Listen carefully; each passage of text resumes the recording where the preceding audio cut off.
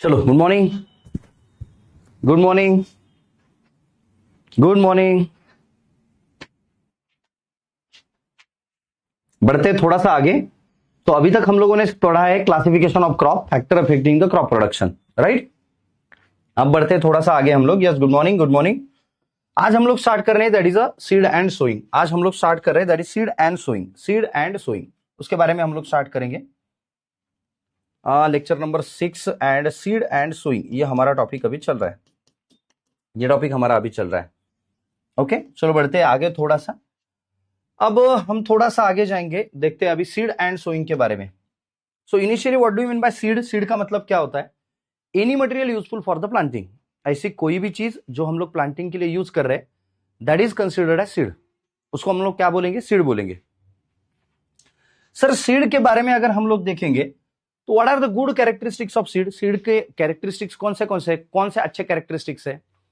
तो सीड के अच्छे कैरेक्टरिस्टिक्स में it should be free from inert matter, वो जेनेटिकली प्योर होना चाहिए, इनर्ट मैटर फ्री होना चाहिए, टू टाइप का होना चाहिए, डिसीज एंड पेस्ट फ्री होना चाहिए, डिसीज रेजिस्टेंस होना चाहिए, जेनेटिक क्वालिटीज अच्छी होनी चाहिए, हाई यील्डिंग होना चाहिए। ये सारी चीजें सीड के अंदर अगर होगी तो that is called as good characteristics of seed. मतलब नॉर्मली अगर हम लोग देखेंगे तो हम लोगों को पता चलेगा जेनेटिकली प्योर, टू टाइप होना चाहिए, उसके बाद उसमें कोई वीड नहीं होना चाहिए, इनर्ट मैटर नहीं होना चाहिए, हाई जर्मिनेशन कैपेसिटी चाहिए, हाई विगर चाहिए। हाई जर्मिनेशन कैपेसिटी का मतलब होता है, जर्मिनेशन का मतलब होता है उसको रेडिकल और प्लूम्यूल आना। हाई विगर, आपने उसको सॉइल में डाला है, सॉइल में डालने के बाद वो जल्द से जल्द सॉइल से उग के ऊपर आ जाए, है ना, सॉइल्स के ऊपर जल्दी से जल्दी आ जाए। That is basically considered as, उसको हम लोग कहते हैं कि हाई विगर सीड्स। कि अगर जमीन में डाला कितने जल्दी वो ऊपर आता है, that is called as high vigour seeds.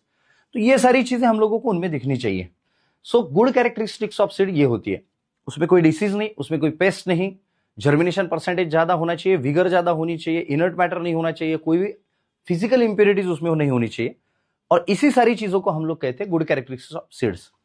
Seed का मतलब क्या है? Any material useful for planting. कि नया मुझे कुछ प्लांट तैयार करना है, उसके लिए अगर मैं कुछ लगा रहा हूं that is called as seed. उसको क्या बोलेंगे हम लोग? That is called as seed.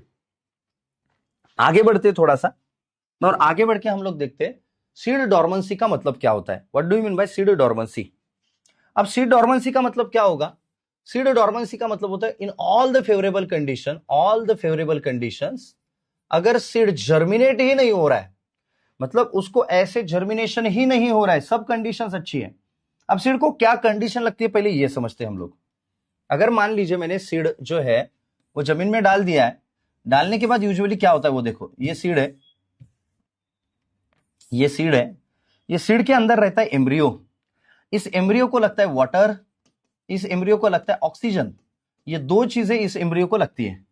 जब हम लोग सीड जमीन में डालते हैं, सॉइल में डालते हैं, डालने के बाद इस एम्ब्रियो को एब्जॉर्प्शन ऑफ वाटर करना पड़ता है और ऑक्सीजन भी इसको लगता है।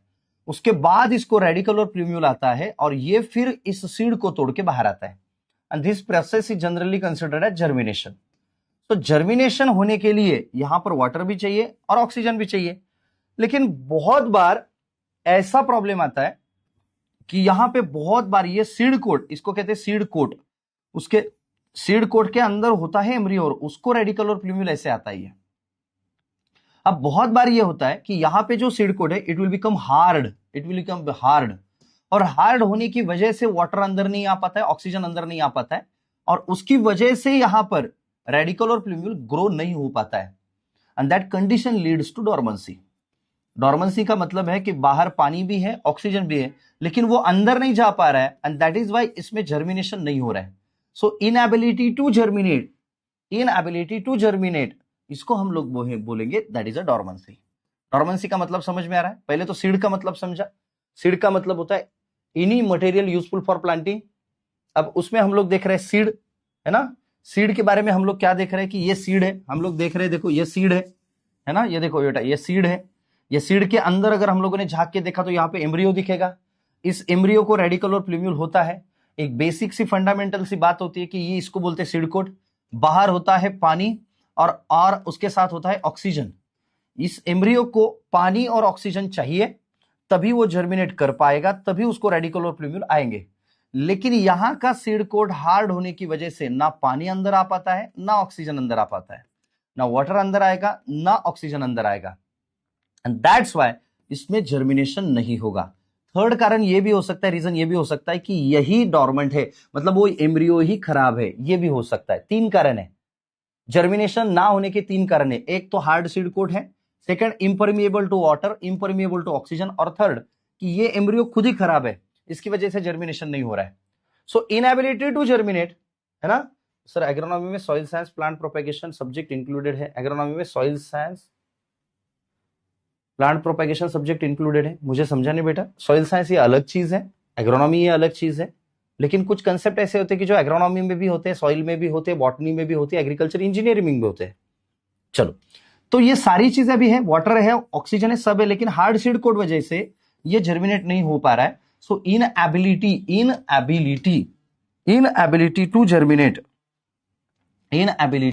टू जर्मिनेट, इसको हम क्या बोलेंगे? That is called as dormancy. उसको क्या बोलेंगे हम लोग? डॉर्मेंसी, है ना?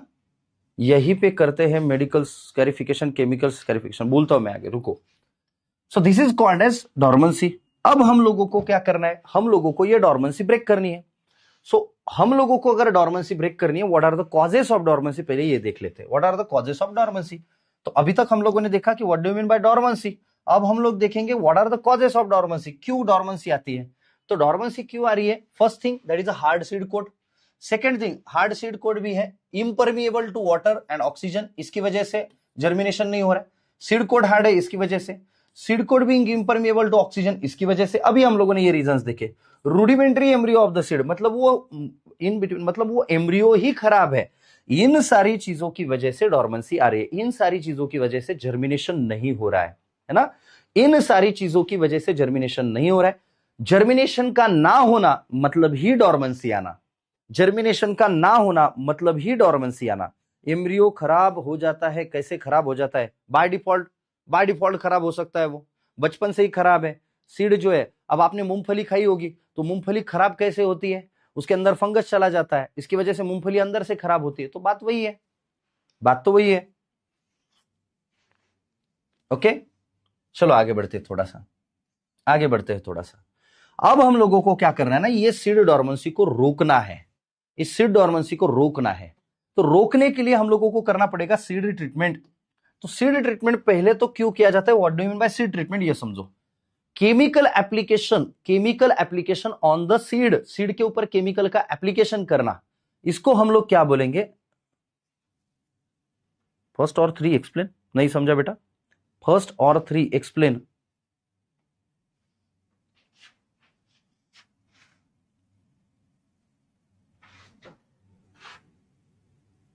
Impermeable to water, impermeable to oxygen, बताता हूं, 2 मिनट रुको, 2 मिनट रुको।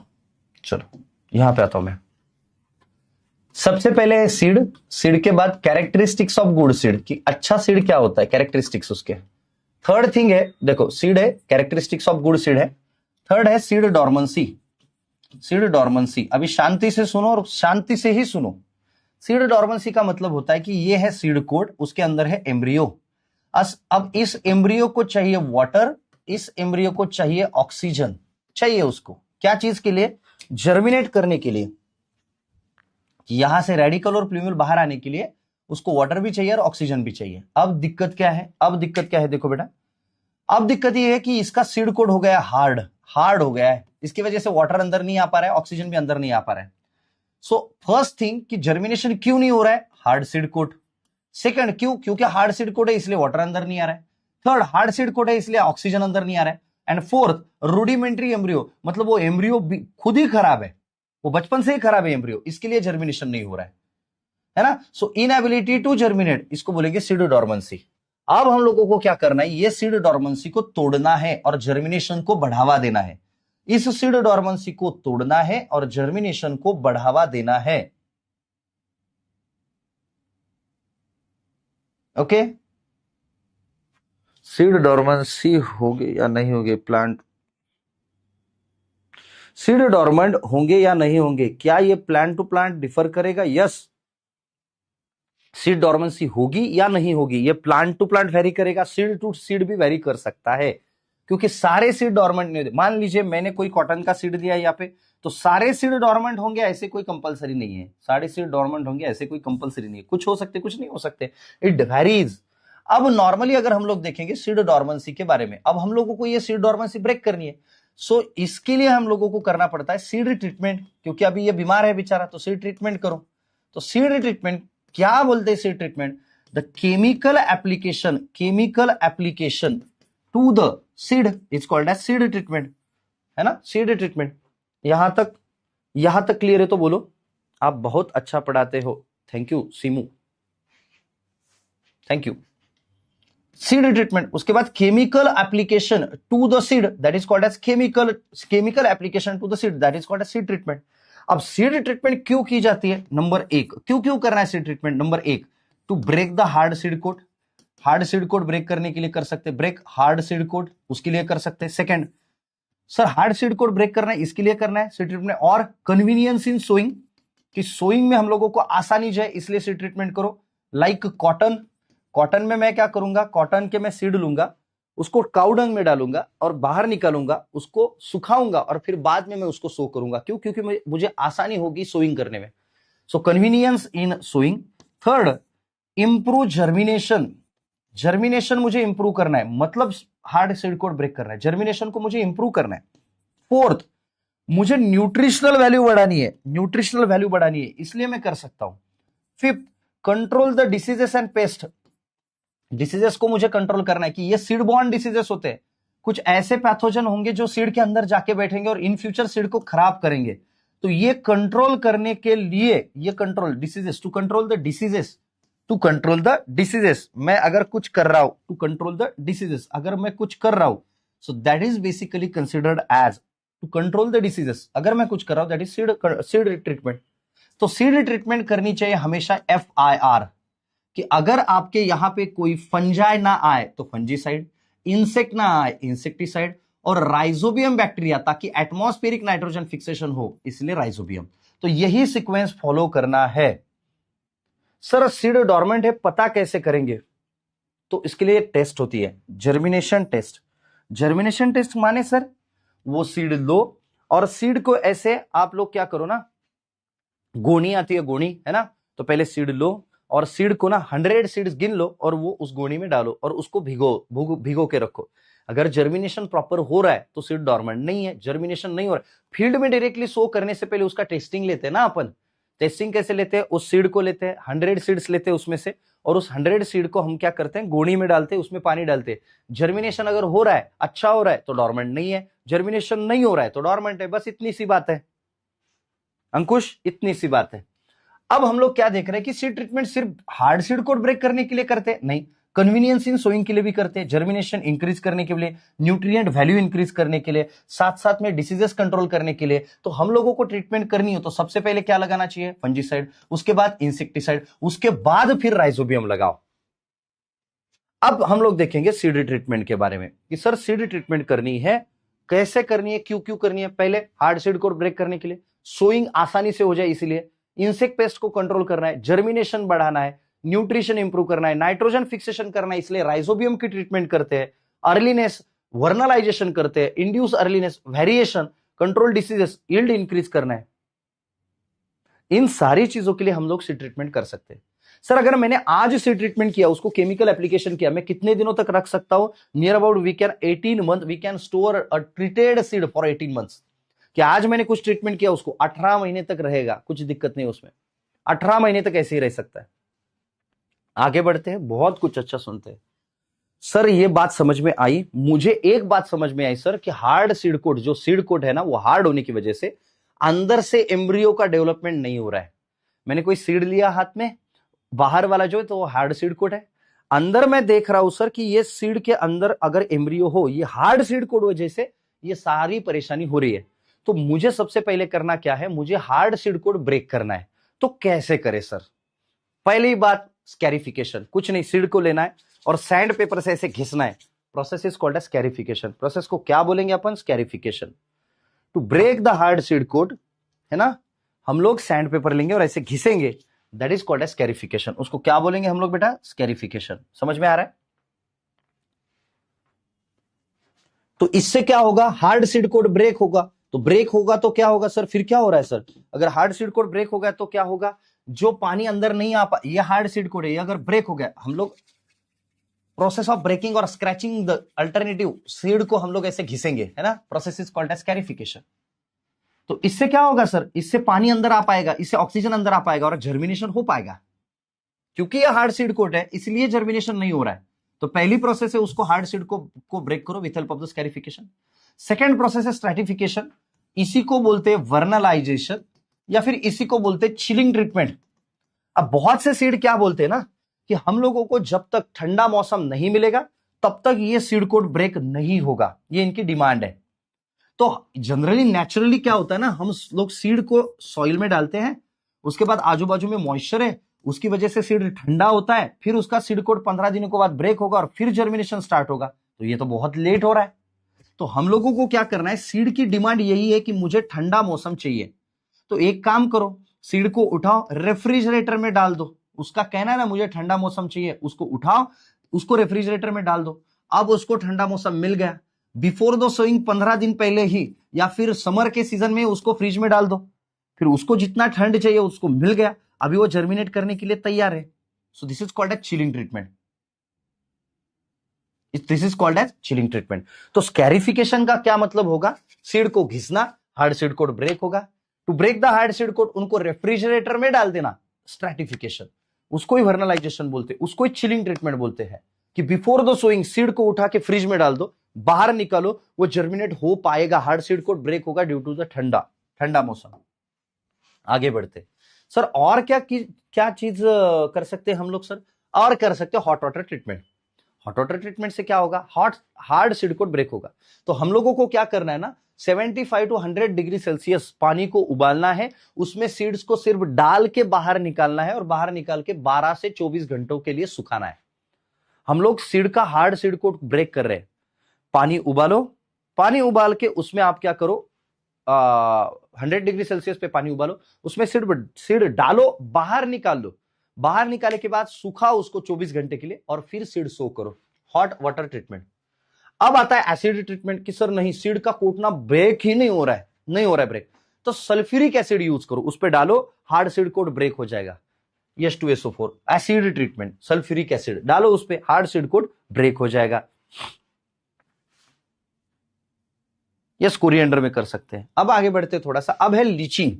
अब बहुत बार क्या होता है ना, लीचिंग प्रोसेस क्या है, ये सीड कोड है, अब ये सीड कोड हार्ड क्यों हो गया, क्योंकि इसमें ऐसे केमिकल्स बन जाते हैं, बहुत बार ऐसे केमिकल्स अंदर बन जाते हैं जो ना हार्ड सीड कोड को ब्रेक नहीं होने देते और जर्मिनेशन नहीं होने देते हैं। That's why this chemicals inside the seed they are called as germination inhibitors, कि वो जर्मिनेशन नहीं होने दे रही, ये कुछ केमिकल्स है।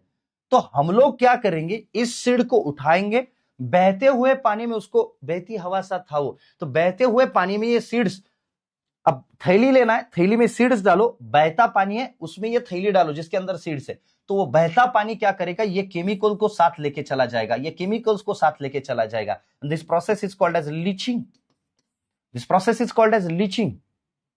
मतलब सर कि अगर ये बहता हुआ पानी में हम लोग इसको डालेंगे, डालने के बाद बहते हुए पानी के साथ इसका जो बचा हुआ जो पोर्शन है वो भी निकल जाएगा, वो भी निकल जाएगा।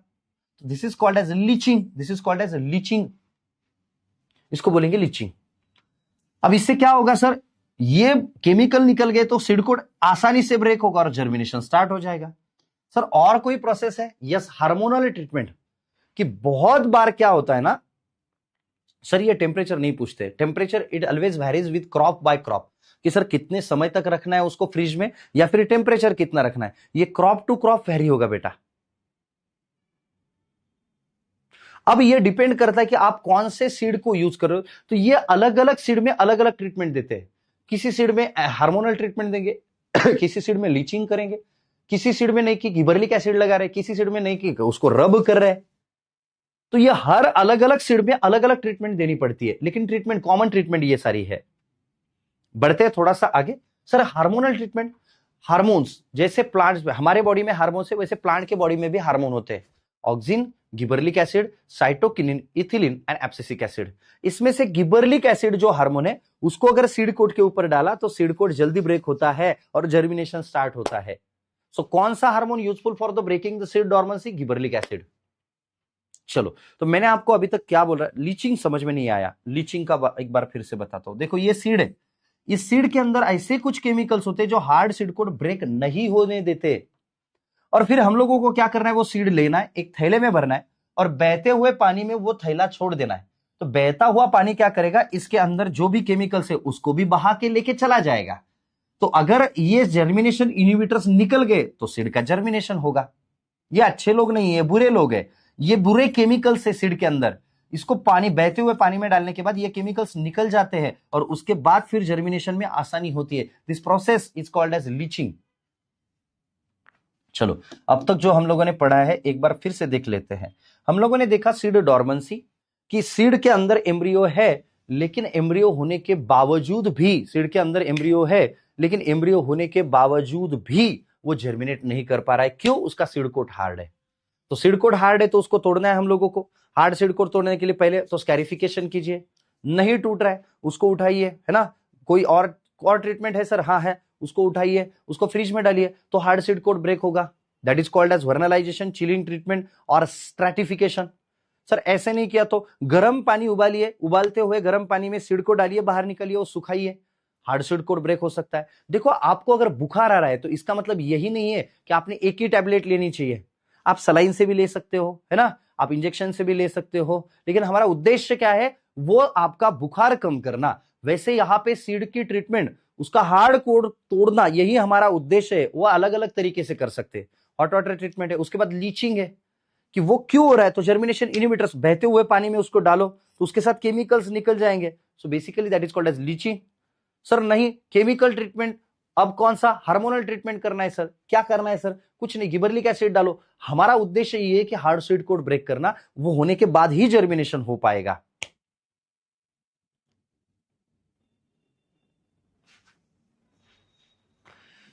गिबरलिक एसिड 3 डॉर्मेंसी क्रिएट करेगा? No, it break the dormancy. Gibberellic acid, it break the dormancy, that is useful for the breaking the dormancy. अब बढ़ते थोड़ा सा आगे। यहां तक अगर क्लियर हो तो आप सारे लोग मुझे क्लियर करके बोल दीजिए, तो मैं थोड़ी सी अगली ट्रीटमेंट भी आपको बता दूं, that is called as seed priming. Priming का मतलब होता है सोकिंग द सीड। मतलब सर नहीं समझा। जैसे अपन कपड़े धोने से पहले कपड़ों को सोक करते, वैसे ही यहां पे सीड को सोक करना है ना। तो कैसे सर? दो तरीके के प्राइमिंग होते हैं, hello priming and hydro priming. Hydro priming मतलब नॉर्मल पानी में सीड को सोक करना 12 से 24 घंटों के लिए।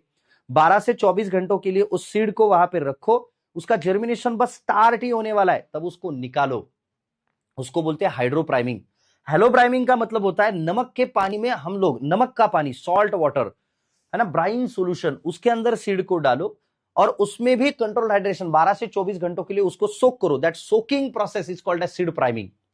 That soaking process is called as seed priming. ऐसे गधे की तरह नहीं करना है, सारे लोगों ने बोलना है। अगर क्लियर है तो क्लियर है। सर एग्जाम में अलग अलग क्रॉप के सीड ट्रीटमेंट पूछते हैं, हाँ पूछ सकते हैं। So that will be the part of the crop production. वो क्रॉप प्रोडक्शन में आएगा आपको कि कौन से सीड को कौन सी ट्रीटमेंट देनी है, वो भी पढ़ना पड़ेगा, लेकिन क्रॉप प्रोडक्शन में। यहां पे मैं फंडामेंटल बोल रहा हूं आपको कि ऐसे ऐसे होता है। हर क्रॉप की ट्रीटमेंट अलग हो सकती है। जैसे आपको अगर राइजोबियम लगाना है तो वो कहां पे लगाएंगे? पल्सेस में, है ना। चलो, एक बार क्लियर हो तो सारे लोग ऐसे देखो बेटा, आधा अधूरा नहीं, आधा अधूरा नहीं। मुझे बताओ, इतनी डिफिकल्ट चीज मैं आपको इतनी आसानी से अगर बोल रहा हूं, ये डिफिकल्टी है, ये समझने में डिफिकल्टी है, लेकिन इतने आसान तरीके से अगर मैं करवा के आपको बोल रहा हूं तो आपको यदि क्लियर है तो क्लियर बोलना चाहिए, अगर नहीं है तो जो डाउट है वो डालना चाहिए, है ना। चलो, बाकी लोग हेलो। साक्षी, ओके। सर कितना टाइम तक सोक करना चाहिए? ये सोकिंग टाइम दिया है, सोकिंग। सीड प्राइमिंग का मतलब होता है soaking of seed into the water और सॉल्ट वाटर। अब हम लोगों ने देखा कि हार्ड सीड कोड ब्रेक करने के लिए क्या क्या चीजें हम लोगों ने की। अब हम लोगों को सीड ट्रीटमेंट करना है for the convenience in sowing, for the convenience in sowing. जैसे कॉटन को मुझे सो करना है, अगर कॉटन को मुझे शो करना है तो एक दिक्कत है ना, कॉटन को अगर मुझे शो करना है तो एक दिक्कत है। क्या दिक्कत है सर कॉटन को शो करने की? एक मिनट, मेरे आंख में कुछ चला गया लगता है। सर प्राइमिंग एक बार बताइए। हाँ टाइमिंग याद करना होगा। प्राइमिंग एक बार बताइए। कुछ नहीं, सीड को सोक करना है। जैसे हम कपड़ों को सोक करते हैं वैसे सीड को भिगो के रखो 12 से 24 घंटों के लिए, तो क्या होगा, उसका हार्ड सीड कोड वैसे भी गल जाएगा, तो फिर बाद में सो करना है उनको। तो सीड प्राइमिंग का मतलब होता है उनको सोकिंग करना बस। नॉर्मल वाटर में कर रहे हैं तो हाइड्रो प्राइमिंग, अगर सॉल्ट वाटर में कर रहे हैं तो उसको बोलते हैं हेलो प्राइमिंग। चलो आगे बढ़ते थोड़ा सा। अब हम लोगों को ना सीड को सो करना है, बट कन्वीनियंटली सो करना है। अब क्या होता है, मुझे मेरे हाथ में है तिल, सिसामम इंडिकम, तिल, तो इसको मुझे फेंकना है तो एक जगह भी गिर सकता है। तो तिल को उठाओ, सिसामम को उठाओ और सैंड के साथ मिक्स करो और सैंड के साथ उसको सो करो। Convenience in sowing. सर मैं गार्लिक सो करना चाहता हूं, गार्लिक, तो गार्लिक को आप लो, उसको सेपरेशन ऑफ क्लोज करो, उसके हर क्लोज को सेपरेट करो और क्लोज उसको लगाओ, क्लोज को लगाओ, गार्लिक में है।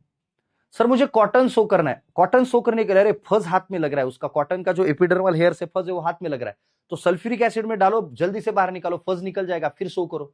सर नहीं, कॉटन मुझे सो करना है, सल्फ्यूरिक एसिड नहीं है, काउडंग स्लरी तैयार करो, उसमें सब कुछ डाल दो अंदर, डालने के बाद उसको बाहर निकालो, सुखाओ, बाद में उसको सो करो, आसानी जाएगी सोइंग में। So that is the basically convenience in sowing, that is the convenience in sowing, है ना। चलो अब थोड़ा सा बढ़ते आगे। Sir how to control the disease and pest, इसके लिए भी ट्रीटमेंट करते हैं। हाँ, जैसे मैंने बोला था FIR कि फंजीसाइड एंड इंसेक्टिसाइड, तो इमेडोक्लोप्राइड आप लगा सकते हो, सिस्टेमिक इंसेक्टिसाइड। अब सिस्टेमिक इंसेक्टिसाइड क्या होता है, अगर आपने सीड के कोई भी कोने में ट्रीटमेंट की तो वो पूरे सीड को कवर करेगा। मान लीजिए मुझे बुखार आ गया है ना, तो या फिर मेरा सिर दर्द हो रहा है, सिर दर्द हो रहा है, तो मैं टैबलेट क्या सिर से खाता हूं क्या? नहीं, मैं टैबलेट खाऊंगा, वो बॉडी में चली जाएगी और पूरे बॉडी में उसका इफेक्ट दिखेगा, that is called as systemic. और कॉन्टैक्ट का मतलब यहां पर अगर मुझे कुछ दिक्कत हुई है, यहां पे मुझे कुछ दुख रहा है, यहां पे मुझे स्वेलिंग हो गया है, तो मैं मरहम यहां पे ही लगाऊंगा, यहां पे ही लगाऊंगा, वो पूरे बॉडी में। मेरे को दुख रहा है, मेरा सिर दुख रहा है, झंडू बाम मैं पूरे बॉडी में लगा रहा हूं, ऐसे होगा क्या? नहीं। So Zandu balm is a contact insecticide, Zandu balm contact में है, यहां पे जहां पे दर्द हो रहा है वहां पे ही झंडू बाम लगाना है, वो पूरे बॉडी में नहीं लगाना है। और जो टैबलेट हम लोग कर रहे हैं that is a systemic effect, कि उसको बॉडी में जाने के बावजूद वो पूरे बॉडी को कवर करेगा, that is a systemic effect. दो कन्वीनियंस इन सोइंग समझा नहीं हम लोगों को। कन्वीनियंस इन सोइंग, गार्लिक है सर, ये गार्लिक, गार्लिक है, उसके क्लोज सेपरेट करो, क्लोज मतलब गार्लिक को एक साथ नहीं फेंक सकते, गार्लिक का मतलब लहसुन, तो उसके हर क्लो को सेपरेट करो और उसको लगाओ, कन्वीनियंट इन सोइंग, बस सिंपल है, इतना ही है। सर कैसे करते? सो इमेडोक्लोप्राइड सिस्टेमिक फंजीसाइड, सिस्टेमिक इंसेक्टिसाइड है ना, तो उसको हम लोग जब भी सीड को लगाते हैं तो वो पूरे सीड को कवर करेगा, एक जगह को नहीं, पूरे सीड को कवर करेगा। सर बर्ड से कैसे कंट्रोल करना है सीड को, बर्ड से कैसे बचाना है सीड को? थायरम, थायरम या फिर आप लोग थिमेट, ये खेत में डाल सकते हैं, जिसका स्मेल बहुत गंदा आता है, तो बर्ड्स निकल जाएंगे, बर्ड्स नहीं आएंगे अंदर। चलो आगे बढ़ते हैं थोड़ा सा।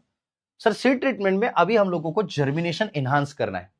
जर्मिनेशन तो हो रहा है लेकिन फटाक से जर्मिनेशन हो जाए, क्विकली जर्मिनेशन हो जाए, इसके लिए हम लोगों को कुछ करना है ना। तो इसके लिए क्या करते हैं ना, हल्का हल्का इरिगेशन देते हैं। जो सीड है आपने सो किया तो उसके बाद उसको हल्का हल्का इरिगेशन देंगे, तो इससे क्या होगा सर, इससे जर्मिनेशन फटाफट से हो जाएगा, फटाफट से हो जाएगा। सो क्विकर द जर्मिनेशन करने के लिए हम लोग लाइट इरिगेशन दे सकते हैं। जर्मिनेशन फास्ट फटाफट से होने के लिए हम लोग मल्चिंग भी कर सकते हैं, कि मल्चिंग लगाया, सॉइल मॉइस्चर कंजर्व हो रहा है वहां पे, और इसकी वजह से प्लांट्स भी जर्मिनेशन फटाफट से हो रहा है। सो एनहांस द जर्मिनेशन हम लोग क्या कर सकते हैं, टू एनहांस द जर्मिनेशन हम लोग एक तो यहां पर हम लोग इरिगेशन दे सकते हैं हल्का हल्का, जिससे जर्मिनेशन फटाफट से होगा, या फिर हम लोग क्या कर सकते हैं, प्लास्टिक मल्चिंग भी कर सकते हैं। सर ये तो समझ में आ रहा है, हम लोगों को ना उसका न्यूट्रिएंट बढ़ाने, क्योंकि बहुत बार क्या होता है ना, सीड हम लोग जब सो करते हैं तो सीड एक जगह, फर्टिलाइजर एक जगह, ऐसे होता है। तो क्या करेंगे हम लोग, सीड कोटेड न्यूट्रिएंट, ये ऐसे, ये गुलाब जामुन नहीं है, तो इसके बीच में है सीड और आजू बाजू में ये न्यूट्रिएंट है। जैसे ही हम लोग इसको सॉइल में डालेंगे तो ये न्यूट्रिएंट घुल जाएंगे, सीड जर्मिनेट होगा और घुले हुए न्यूट्रिएंट सीड को इमीडिएट अवेलेबल हो जाएंगे। So that is basically considered as a nutri coated seed, nutri coated seed. Sir garlic होता है, उसके हाथ से लगाया जाता है या कोई मशीनरी भी है, हाथ से ही लगाया जाता है, उसको हाथ से ही लगाया जाता है। चलो इंप्रूवमेंट इन न्यूट्रिशन इस तरीके से होता है। अब तो आप लोगों को यहां तक मुझे लगता है seed, characteristics of good seed, seed dormancy का मतलब, and the most important how to reduce the dormancy, है ना, और how we can use the seed treatment, seed treatment कैसे करना है, क्यों करना है, इतनी चीजें समझ में आ गई हो तो एक बार मुझे क्लियर बोल दीजिए। सर प्लास्टिक मल्चिंग एक केमिकल है क्या? नहीं, हम लोग प्लास्टिक लाते हैं और वो बिछाते that is called as plastic mulching, वो केमिकल नहीं है कोई। प्लास्टिक मल्चिंग, प्लास्टिक लाते हैं वो सॉइल के ऊपर बिछाते हैं। चलो अब हम लोगों ने देखा सीड, सीड की ट्रीटमेंट, सीड की डॉर्मेंसी, सीड की ट्रीटमेंट, यहां तक हमारी बातें आ गई आगे। अब अलग अलग मशीन भी है लेकिन हाथ से ज्यादा प्रेफर करते बेटा। वो पिक्चर समझ में नहीं आया, ये वाला ना, ये वाला, तो इसमें क्या करते हैं ना, आउटसाइड में न्यूट्रिएंट है, अंदर सीड है, इसको जमीन के अंदर डालेंगे तो ये न्यूट्रिएंट घुल जाएंगे और सीड बाहर आ जाएगा, सीड जर्मिनेट होगा और वही न्यूट्रिएंट प्लांट्स फिर से ले लेगा।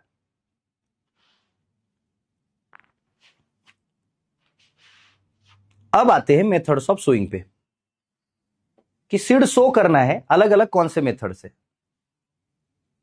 न्यूट्री ट्रीटमेंट वो डिपेंड करेगा, एग्जांपल कोई भी सोयाबीन ले सकते हो आप, जवार ले सकते हो, कोई भी सीड को आप न्यूट्री ट्रीटमेंट कर सकते हो, लेकिन वो डायरेक्टली ना फैक्ट्री से ही बन के आता है, वो हम लोग नहीं लगा सकते उसको, वो फैक्ट्री से ही बन के आता है।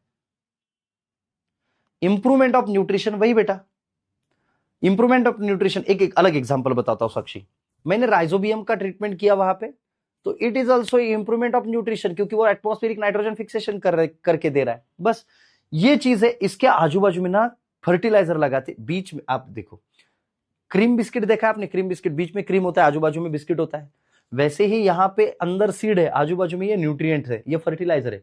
जमीन में डालोगे ये न्यूट्रिएंट जमीन में घुल जाएंगे, सीड बाहर निकलेगा, सीड जर्मिनेट होगा, वही न्यूट्रिएंट वो फिर से उठा लेगा, न्यूट्री। ओके चलो आगे बढ़े। अभी थोड़ा सा, अभी हम लोगों ने देखा सीड, अभी हम लोगों को देखना है सीड को सोइंग कैसे करना है, how we can sow the seeds, how we can sow the seed, how we can sow the seeds, seed को कैसे सो कर सकते हैं हम लोग।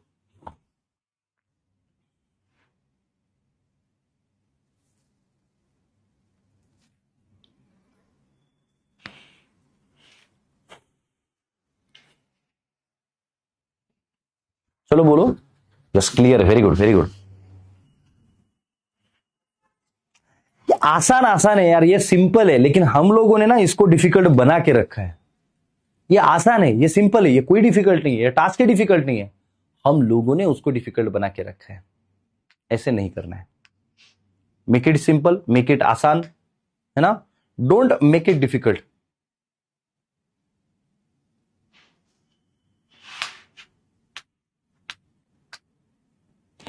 देखो एक बात मैं बोलता हूं आपको, देखने का नजरिया ये पॉजिटिव होना चाहिए।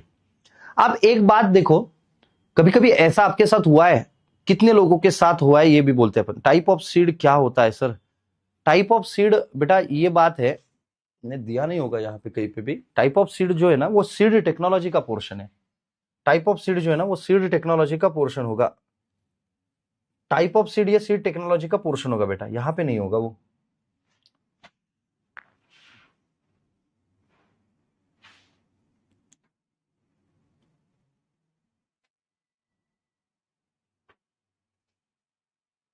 वैभव टाइप ऑफ सीड यहाँ पे नहीं, वो डॉर्मेंट सीड है या फिर हम लोगों को ऑर्थोडॉक्स सीड है, वो अलग होता है।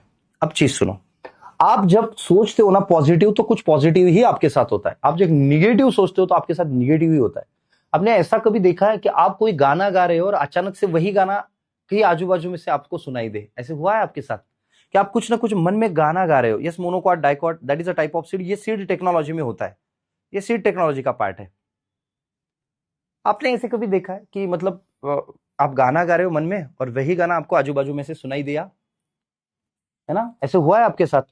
तो ऐसे होगा क्यों, आपकी इच्छा है, तो आपकी इच्छा है तो वो हो रहा है आपके साथ, समझ रहे हो आप।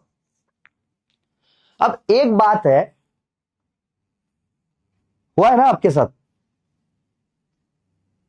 जब आप सोचते हो कि ऐसा होना चाहिए, ऐसा होना चाहिए, ऐसा होना चाहिए, बहुत बार सोचते हो, दिल से सोचते हो, वो होता है, वैसे ही होता है। हम निगेटिव सोचते हैं, यार नहीं होगा नहीं होगा नहीं होगा, वो होगा ही नहीं। इसका एक बेस्ट एग्जांपल बोलता हूं, आप कहीं पे जाओ, थोड़ा सा बीच में ना गैप हो, आपको जंप करना है। आप अगर सोचेंगे ना नहीं मेरी जंप चली जाएगी, कॉन्फिडेंटली चली जाएगी, तो जंप जाएगी आगे। आप बोलेंगे नहीं यार मेरे दिल में ऐसा आ रहा है ना कि नहीं ये यहाँ पे ना मैं अटक जाऊंगा यार, यहाँ पे मैं गिर जाऊंगा, तो गिर जाओगे, पक्का गिर जाओगे। Confidence level, confidence level. तो अगर आप इसको सिंपल भाषा में आसान तरीके से समझेंगे, समझने के बाद ये कि हाँ यार मुझे ये समझ में आ रहा है, समझ रहा है, क्लियर है नहीं है, जब तक आप बोलोगे तब तक ये पॉजिटिव ही होगा। मतलब I mean to say that कि आपको पॉजिटिव रहना है एट एनी कॉस्ट। तो मैं ये पॉजिटिवली कर सकता हूं तो डेफिनेटली होगा, मैं नहीं कर पाऊंगा, नहीं होगा, मैं क्लियरली बोलता हूं नहीं होगा। अब हम लोग देखेंगे डिफरेंट टाइप ऑफ और मेथड्स ऑफ सोइंग। सबसे पहली मेथड है that is a sowing method कि हम लोग को क्या क्या करना है। देखो जो छोटे छोटे सीड्स होते हैं, जो छोटे छोटे सीड्स होते हैं उसका करते हैं हम लोग सोइंग। सोइंग जो बोल्ड सीड या फिर सीड होते हैं गोलाकार ऐसे राउंडेड जो सीड है, तो उनका किया जाता है sowing with help of the drilling dibbling, है ना, हम लोग कर सकते हैं। प्लांटिंग किसका करना है, जैसे ट्यूबर्स हो, मतलब पोटैटो है, इसको सो नहीं कर सकते, पोटैटो है, जिंजर है, टर्मरिक है, इनका करते प्लांटिंग।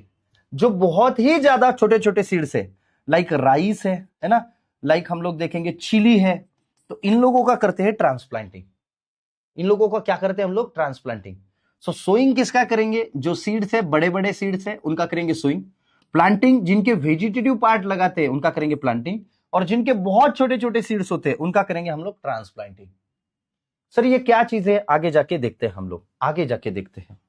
तो सबसे पहली बात है मेथड्स ऑफ सोइंग, उसमें सबसे पहले आता है ब्रॉडकास्टिंग, उसके बाद लाइन सोइंग और ड्रिलिंग, उसके बाद dibbling, transplanting, planting, placing the seed behind the plough furrow.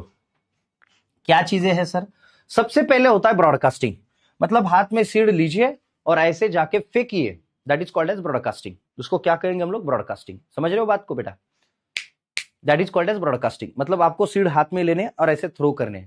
Very primitive method, बहुत पुरानी मेथड है। हाथ से आप सीड फेंक रहे हो, आप मुझे बताओ रो टू प्लांट डिस्टेंस मेंटेन हो पाएगा? आप ऐसे फेंक रहे हो, रो टू प्लांट डिस्टेंस मेंटेन है?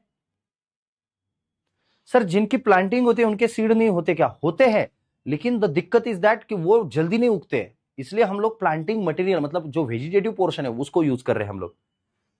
सर ये कल बताया था आपने, हॉर्टिकल्चर क्रॉप्स की प्लांटिंग करते हैं, राइट राइट बोला था मैंने, इससे पहले मैंने बोला है। यस ऑनियन गार्लिक का क्या होगा, प्लांटिंग होगा, वेरी गुड।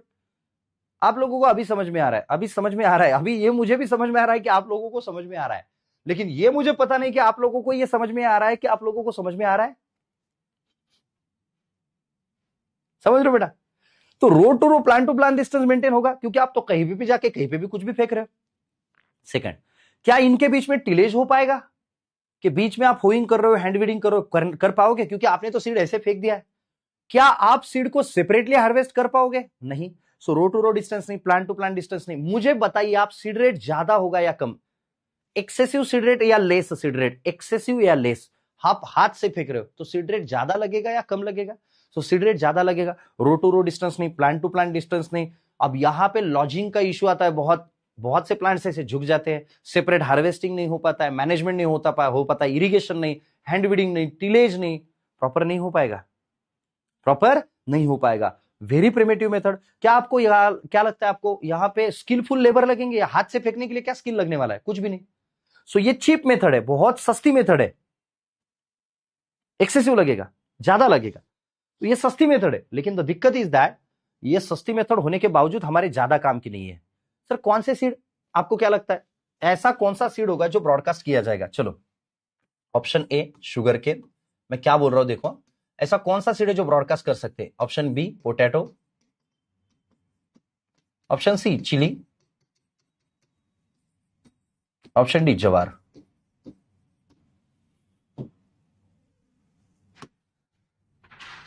ब्रॉडकास्टिंग किसमें किया जाएगा, ब्रॉडकास्टिंग किसमें किया जाएगा, चलो बोलो, इसमें से किसमें ब्रॉडकास्टिंग किया जाएगा?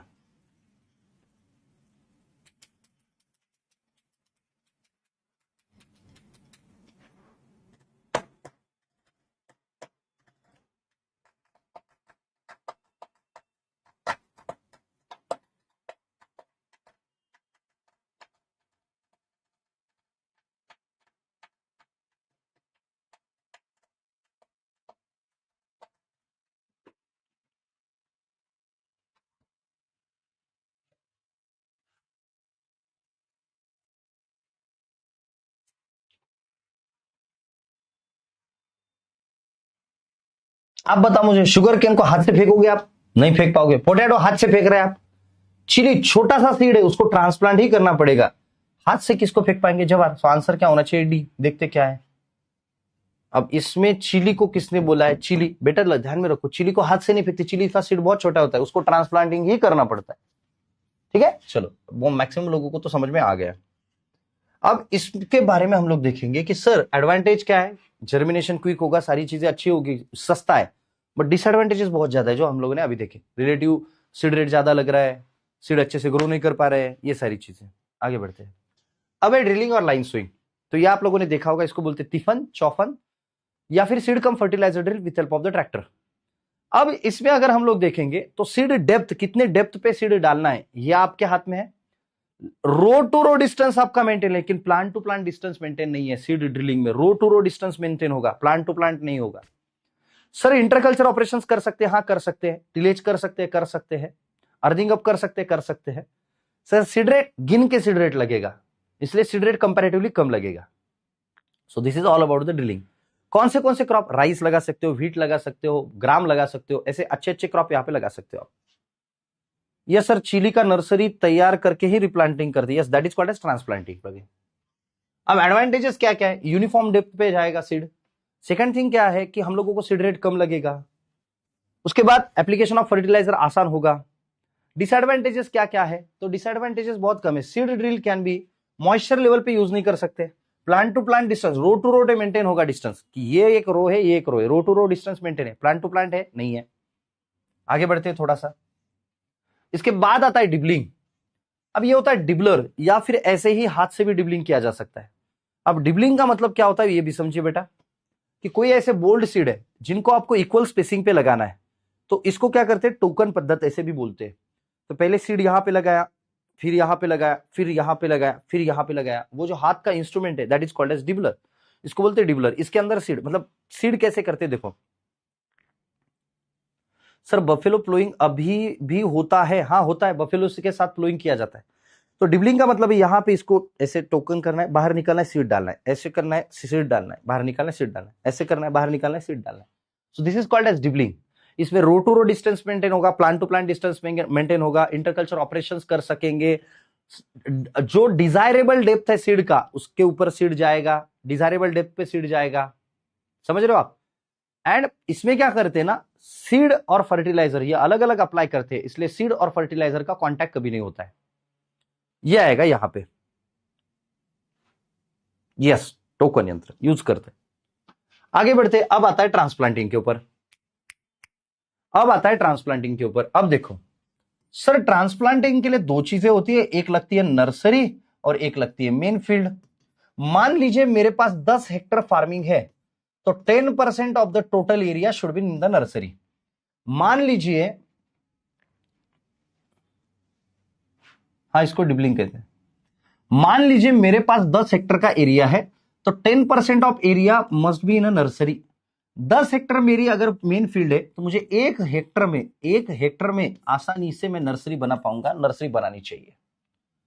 The second thing is that कि अगर मुझे नर्सरी में, मान लीजिए कोई क्रॉप का ड्यूरेशन, टोटल ड्यूरेशन 4 मंथ्स है, 4 मंथ्स है,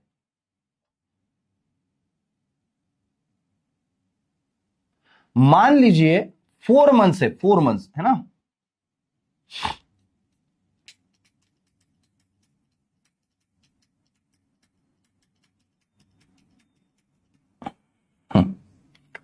मान लीजिए 4 मंथ्स का है, ये 4 मंथ्स का है। तो इसमें अगर आप लोग देखोगे तो मेन फील्ड देखो बेटा, मैं क्या बोल रहा हूं, एक मेन फील्ड है, एक नर्सरी है। टोटल एरिया के 10% नर्सरी में होना चाहिए। अब मान लीजिए क्रॉप का आयु जो है ना वो 4 महीने का है, तो 4 महीने में से 25% टाइम, मतलब 1 महीना उसने नर्सरी में जाना चाहिए, 3 महीने उसके मेन फील्ड में होने चाहिए। Okay, yes, dibbling can be done with the machine और इंप्लीमेंट कर सकते हैं, उसको डिबलर ही बोलते हैं। अब यहां पे ट्रांसप्लांटिंग के बारे में फिर से बोल रहा हूं, सुनिए। एक थंब रूल ये बताता है कि जितना टोटल एरिया है उसके 10% एरिया में नर्सरी होनी चाहिए। जो टोटल लाइफ स्पैन है, तो टोटल लाइफ स्पैन में अगर आप देखोगे तो 1/4 टाइम जो है, 1/4 मतलब 25% टाइम जो है नर्सरी में जाना चाहिए, और 75% टाइम जो है वो मेन फील्ड में जाना चाहिए क्रॉप का। अगर मैं आपको बोलूं कोई क्रॉप है जिसकी टोटल आयु 8 महीने की है, 8 मंथ्स की उसकी टोटल आयु है, मतलब वो बाई सीजनल क्रॉप है, 8 महीने की टोटल आयु है, तो नर्सरी में उसका कितना टाइम जाना चाहिए? एक क्रॉप है जिसकी टोटल आयु कितनी है बेटा? 8 मंथ की है, टोटल आयु 8 मंथ की है, तो नर्सरी में कितना समय वो बिताएगा?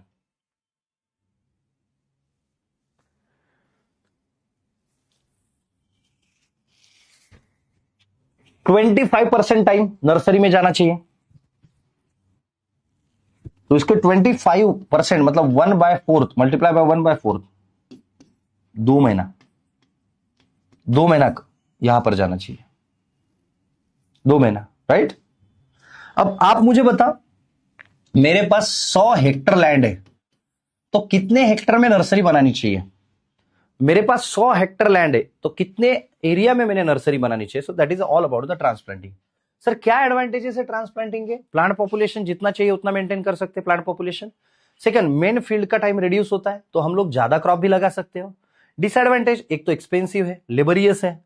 सीडलिंग 1/4 टाइम जो है, age of seedling 1/4 total duration of the crop, ये नर्सरी में जाएगा। यस, 10 हेक्टर, 25 हेक्टर कहां से आ गया? 25 हेक्टर कहां से आ गया? 10 हेक्टर है वो। अरे भैया, आयु के बारे में 25%, और जो जमीन है जिससे नर्सरी का एरिया, ये 10% होता है, 10 हेक्टर। फिर से बता रहा हूं मैं, ये अभी हम लोगों ने देखा, 1/10 एरिया अगर हम लोग 100 हेक्टर खेती है तो 10 हेक्टर में आपको नर्सरी बनानी है, 10% एरिया। आयु के बारे में बोलेंगे तो 25% आयु, समझ रहे हो?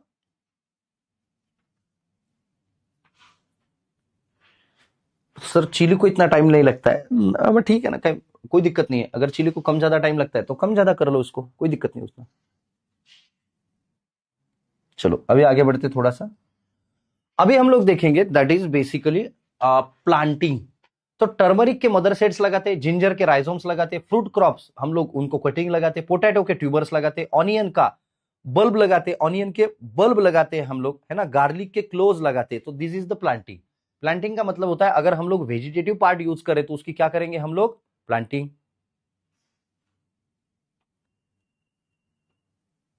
उसकी आयु क्या है नहीं समझा? आप ध्यान दीजिए प्रवीण जी, आपका बहुत समय ना, मतलब आप कॉन्सेंट्रेटेड नहीं रहते हो, आप बहुत समय कॉन्सेंट्रेटेड नहीं रहते हो, आपको कॉन्सेंट्रेशन से ही देखना पड़ेगा लेक्चर।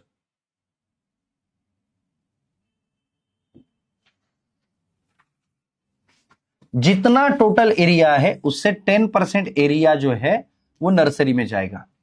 मान लीजिए क्रॉप 4 महीने का है, तो 1 महीना उसको नर्सरी में, मतलब नर्सरी में उसको रहना पड़ेगा, और 3 महीने उसको मेन फील्ड में रहने पड़ेंगे।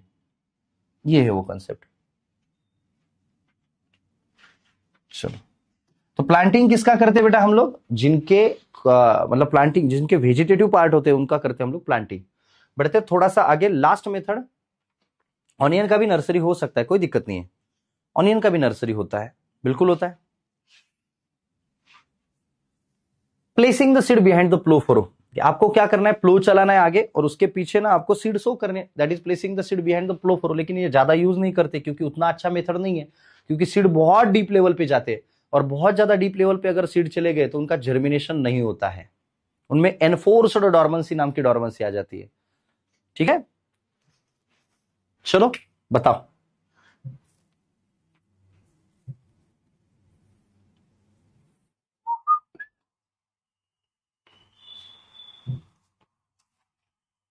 बताओ।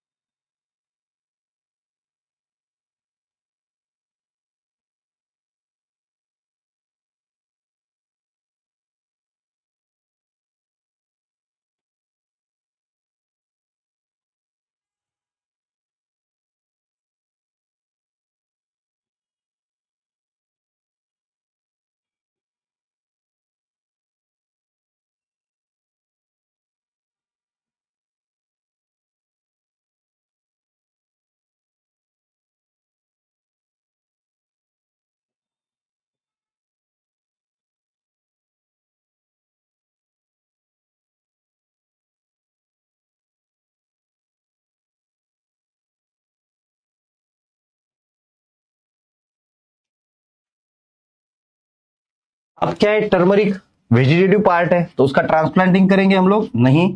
टर्मरिक वेजिटेटिव पार्ट है, सोइंग करेंगे? नहीं। टर्मरिक वेजिटेटिव पार्ट है, उसका डिबलिंग कर पाएंगे? नहीं। तो आंसर क्या आएगा? प्लांटिंग। ये ट्रांसप्लांटिंग किसने किया भाई और डिबलिंग किसने किया भाई? ये शुगर केन का ट्रांसप्लांटिंग कर सकते हो लेकिन यूजुअली नहीं किया जाता। शुगर केन का ज्यादातर प्लांटिंग ही करते हैं, शुगर केन का ट्रांसप्लांटिंग नहीं करते ज्यादातर। शुगर केन का प्लांटिंग करते, वो सेट्स कट करते और डायरेक्टली लगाते। शुगर केन का ट्रांसप्लांटिंग नहीं करते, ज्यादातर नहीं करते। चलो, ओके ओके, ठीक है।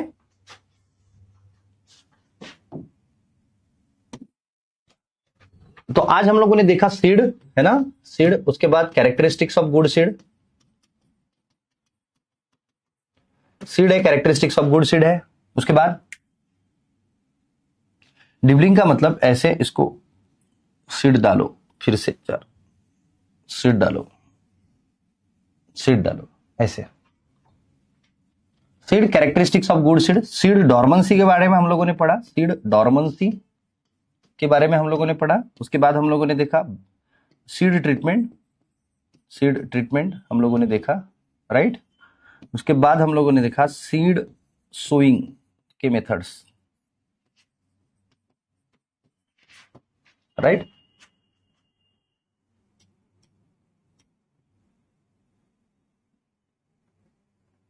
डिबलिंग कॉटन का करते हैं, डिबलिंग कॉटन का करते हैं। प्लांटिंग डायरेक्ट मेन फील्ड में ही होगा। Yes yes, correct, Kiran ji correct है। आप लोगों को क्या करना है होमवर्क में, आप लोगों को इसको शॉर्ट में बनाना है ना, कि सोइंग के मेथड्स आप लोगों को लिखना है। यहाँ पे कौन से क्रॉप में किए जाते हैं ये लिखना है आपको यहाँ पे, है ना, सोइंग के मेथड्स। उसके बाद सीड ट्रीटमेंट, तो सीड ट्रीटमेंट आपको लिखना है यहाँ पे कि कौन सा सीड ट्रीटमेंट किस चीज के लिए करते हैं, ऐसे लिखना है आपको। चलो, कोई दिक्कत नहीं, मिलते हैं अगले लेक्चर में।